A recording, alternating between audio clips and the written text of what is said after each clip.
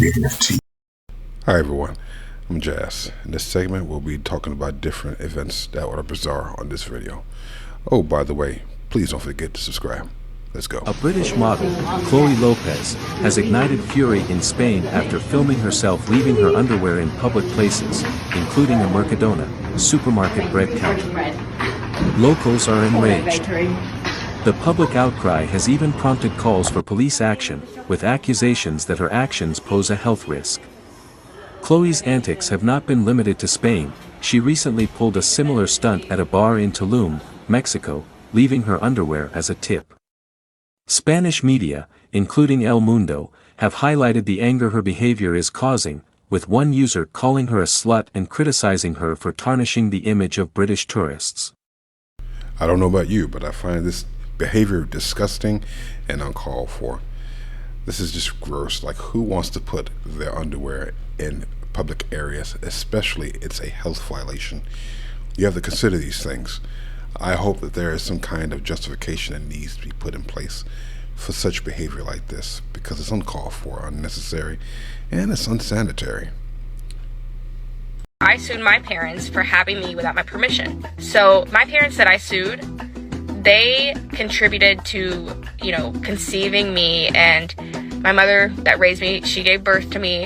And that's why I sued them, because I did not consent to being here. Like, I was unaware that I was going to have to grow up and get a job to support myself, and I just didn't consent to that. They didn't try to contact me in any way before I was born to see if I actually wanted to be here, and that's why I sued them.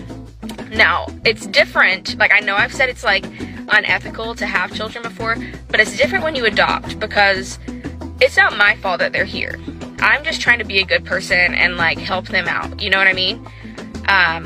So yeah, if you are pregnant right now, you need to hire a psychic medium and ask your child if they actually want to be here.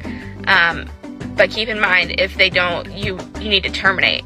Otherwise, they will sue you, because I'm making that my life mission, to teach children to sue their parents so they don't have to work.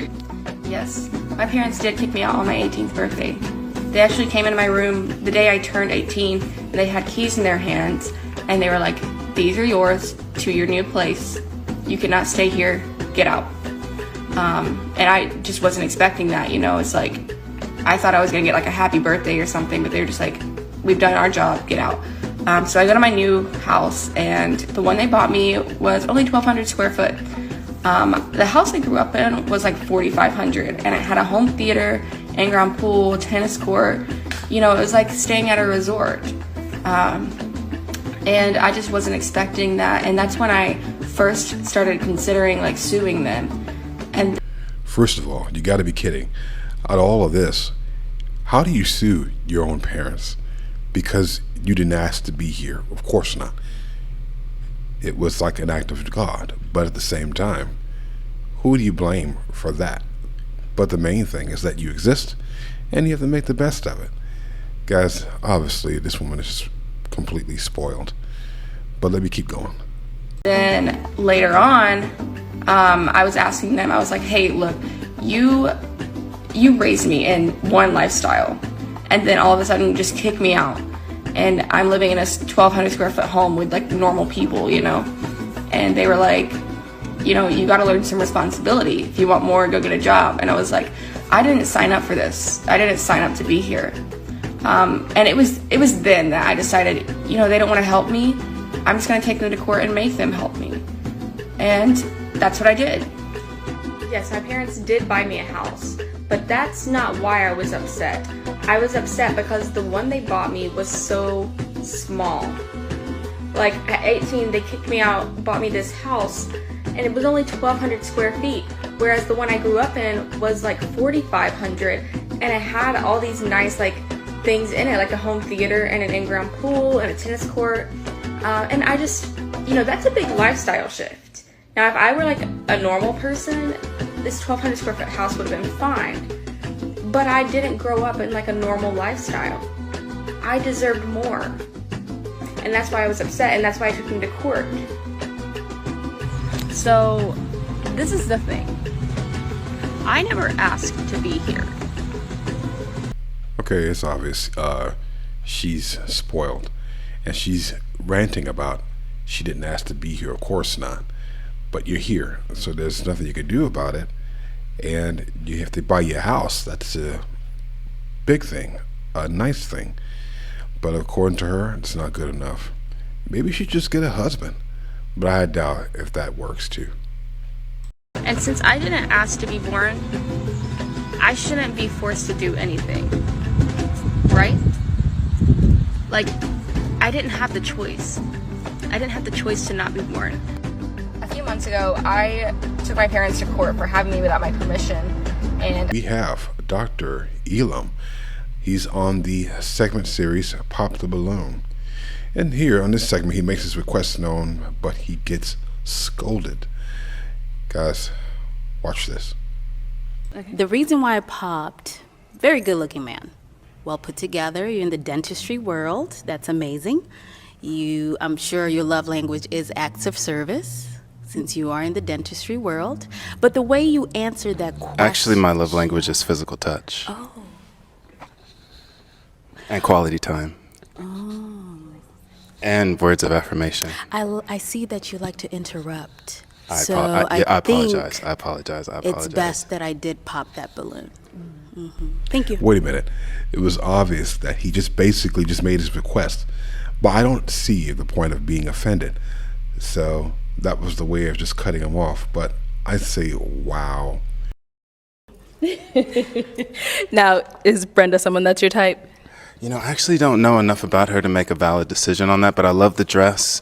You have a gorgeous smile. I love what you've done with your makeup and your hair. You're, awesome. Thank you. Awesome. Thank you. Okay, thank you. Let's go over here. If we can have your name and age. I'm Jador. I'm 31. All right. And Jador, why did you end up popping your balloon? Dr. Elam, it's such a tragedy because you are so handsome.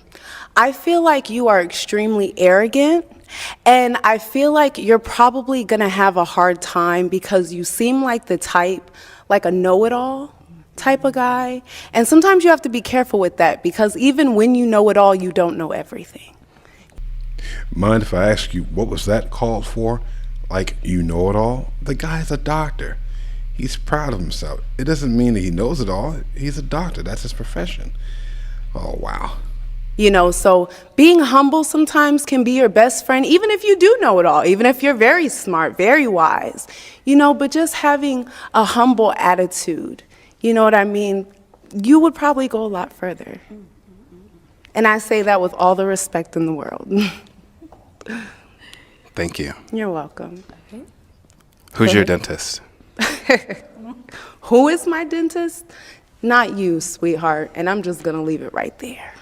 Hold up. Wait a minute. Now, if you're going to dish it out, you got to be able to take it too. I mean, come on. It's a tit for tat. People have to learn to be civilized in heated debates, I think. Criticism.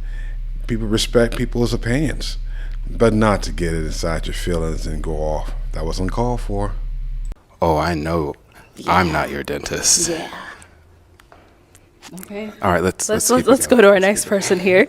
Your name and age and why you ended up popping. So my name is Brittany. I'm 31, and like she said, you look really good. I like that you're in the you're a dentist, but you are given arrogant, and it's given toxic too. Like you want to debate all the time. It's like gonna give me a headache. And if you if you do know it all, just a little bit better to be humble. So that's it. But you look good, you're handsome, but it's given toxic, and I don't want that. And it's also given like this is a joke to you. Like you just want to come on here. Guys, are you listening to this? I mean, one scolding after another. I mean, I feel for him. I feel for him because this is painful. I mean, the guy basically is obviously he's confident about his work and what he loves what he does. But these women have an issue. It seems that because a man is a doctor and a dentist. I don't see the problem. Whatever happened to having a power couple or a high value man? I'm gonna keep going. Just to say stuff to get a viral moment. I'm not feeling that. Dr. Elam? Yeah, I don't even really know what to say with that. I appreciate your perspective. I think that your feelings are valid. And Baby, I'm sorry. because if you loved yourself, then you wouldn't have any problem loving me. Oh, I love myself a lot, and I want to be able to love someone as much as I love myself. But I feel like you love yourself so much that there wouldn't be any room for me to love you. That sounded good, but it also didn't make very much sense. That's because fine. love isn't a container. Love is It's not a something that you container. are. So I Yeah. love myself. I've worked on myself, and I understand the tools that it takes to practice self-love. Okay. And so space and time isn't really an objective field that you need to use as a barometer to see if it's possible, if we can love each other. It's either you love yourself and you can share that, or you're uncomfortable with it. And so I feel that you're also uncomfortable with me loving myself as much as I do. No. And it's I'm coming off definitely as not uncomfortable. arrogance. Oh, I'm arrogant? No, I said it's coming off as Oh, arrogance. you're coming up. Yeah, you do. So my confidence is triggering you because No, it's no. reminding I you. love confidence. I melt in it. It's Well, that's all I have for now, guys. Till then, take care of yourselves and also peace. Kreative-Tv.